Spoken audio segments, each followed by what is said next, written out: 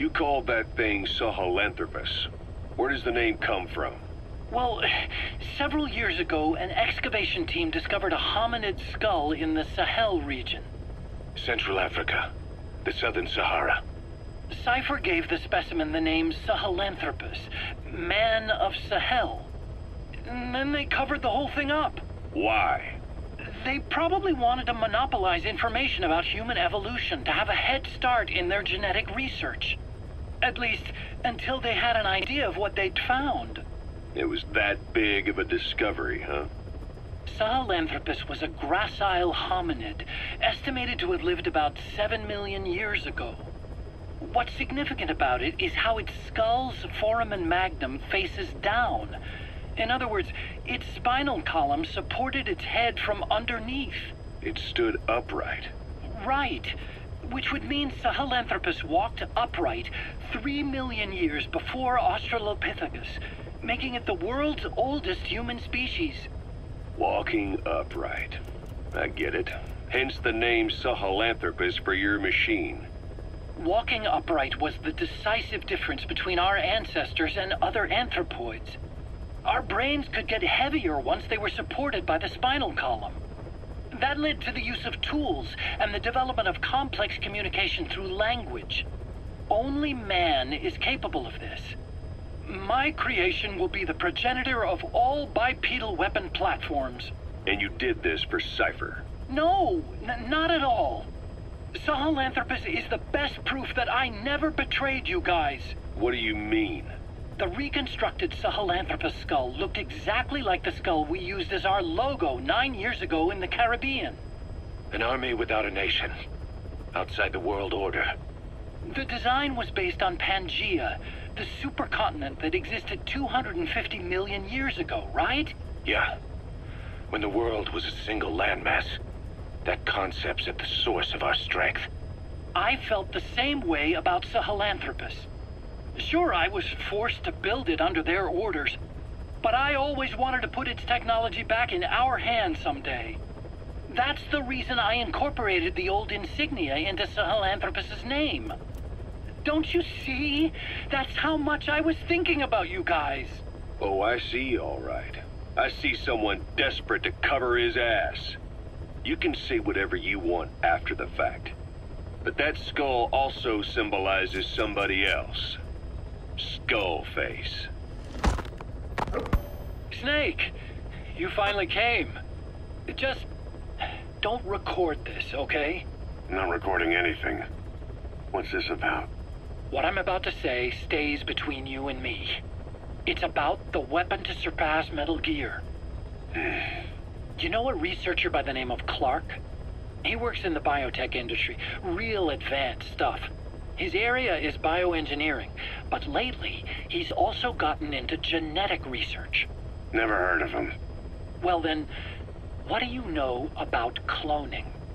I think I've heard enough. Hold on, this is important. Cloning lets you create a genetic copy of an organism. You take the nucleus of one of its cells, and you swap it with the nucleus of an unfertilized egg from another member of the same species. They started out working with plants, but since then they've had success with other organisms, including mammals. It's a hot area for a lot of places right now. Corporations, universities, research groups. There's no shortage of scientists out to get famous and patent their work, with morality taking a back seat. Isn't that a little outside your field? It's got nothing to do with my research. But I thought it might be of interest to you. Cloning, and Dr. Clark, I mean. Go on. Now, this is really highly classified stuff, but I've heard that an American biotech company has successfully cloned a human being. What's more, it happened over 10 years ago, and the researcher behind it was Dr. Clark. You've really never heard of him? I don't meet many doctors. This Dr. Clark is a complete ghost, even to others in his field. His age, where he comes from, that might not be his real name. And I can't even say for sure he's a he. Clark's employer, ATGC, its company motto is embracing your hopes, preserving talent. What does this have to do with me? Cypher. Dr. Clark works for ATGC, and they have connections to DARPA. Cypher couldn't function without the communications network DARPA's built. Meaning, Cypher has to be a part of the Pentagon. Or at least, the two are joined at the hip. DARPA is a driving force behind human cloning. It's a pretty high priority project for them. And this Dr. Clark, some say he's a pivotal player in Cypher. But that's not all. Every cell nucleus in an organism contains the genetic information for that organism. Think of it as a blueprint for life. Clark appears to be working on how to decode this information and rearrange it at will. If you could do that, it would mean being able to custom design human beings for specific purposes. Can you believe that? Suppose for a moment that this is all fact. A man of your talents, if your genetic information died with you, that would be a terrible loss for mankind. But what if mankind could preserve you for future generations by cloning you? All right, enough. I get the idea. Look, I know it's inductive reasoning, but this weapon to surpass Metal Gear they're developing in Africa, I believe it's something that uses this new technology. Speaking as a fellow scientist, it chills me to the bone. That's rich coming from you. If genes serve as our blueprint, then I wonder if they include an impulse that drives us to tweak the design. Can you imagine that? Genes, encoded with information that wants its children to decode it. Is life itself putting the direction of our next evolution in the hands of scientists? I guess it would take some real arrogance to believe that. And yet, it could be what Cypher's after. I think you're barking up the wrong tree. But that was an interesting story. It'd make a good movie. You have to believe me. Where'd you hear all this anyway? Where? I just overheard it in bits and pieces while I was forced to do that research for them. Right. Wait a minute. Look, I want to help you. I want to be of service here. I'm risking my life with this. Is that so? Maybe it's time we brought someone else into the conversation. No, not him. Not Ocelot. You can't do this.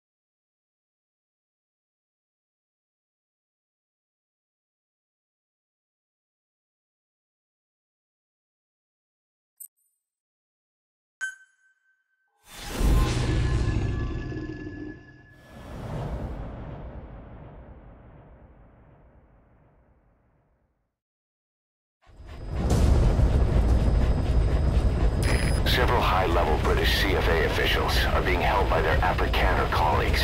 One of these prisoners is the rescue target, a guy known as the Viscount. The target's location is unknown, but they're bound to have an interpreter present when they interrogate him. We've used info from the intel unit to predict the interpreter's location. It's on your iDroid. Follow the interpreter and extract the target when you find him.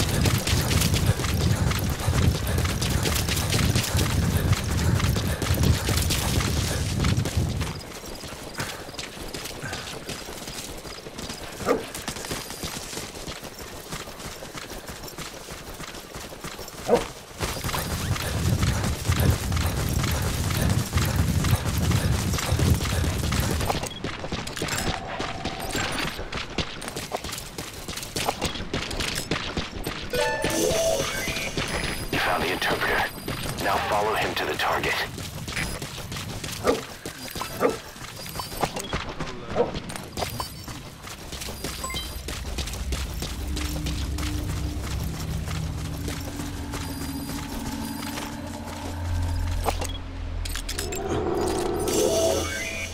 That's not the target. Orders are only the Viscount gets rescued. Can't understand why he'd receive special treatment, but I don't imagine it'll be a problem to save the other prisoners too. If you're going to use a weapon, be careful not to draw the enemy's attention.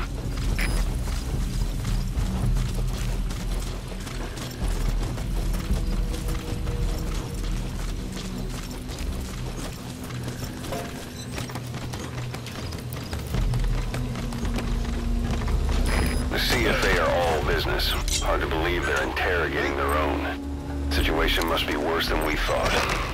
Make a wrong move, and they could kill the target without warning.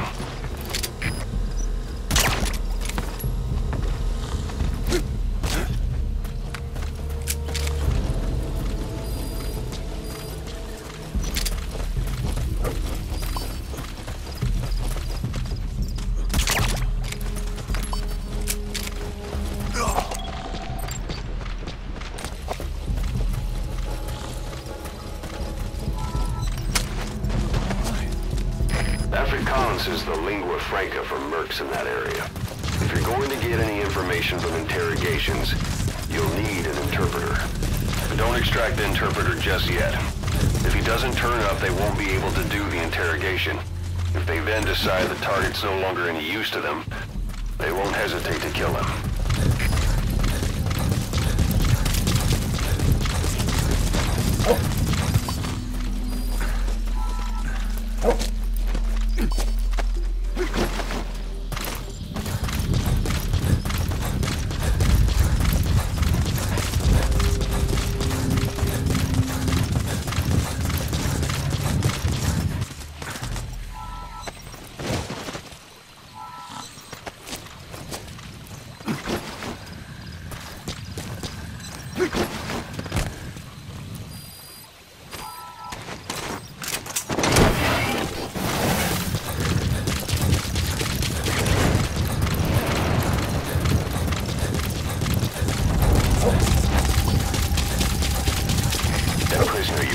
It wasn't the target, but we did get some information.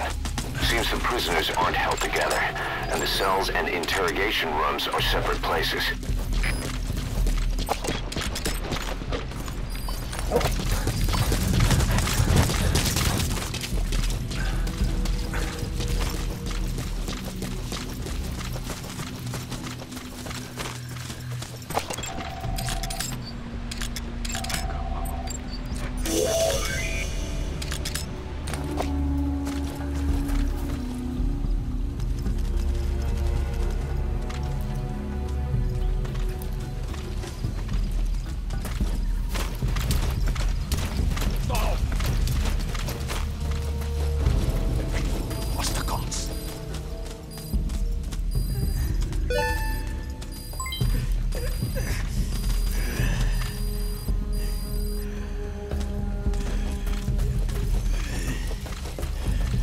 This is your last chance. Die MPLA se olieveldregte. Waar het die inligting vandaan kom? The MPLA's oilfield rights. Where did you get this information?